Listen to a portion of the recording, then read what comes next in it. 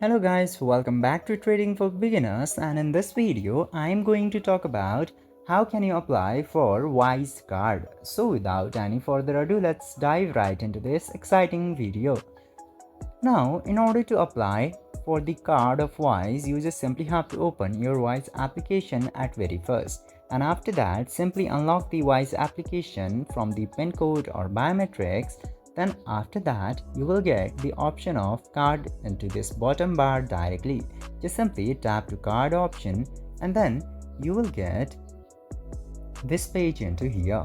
If the Wise card is already available into your region, you will get the option to apply for the card directly.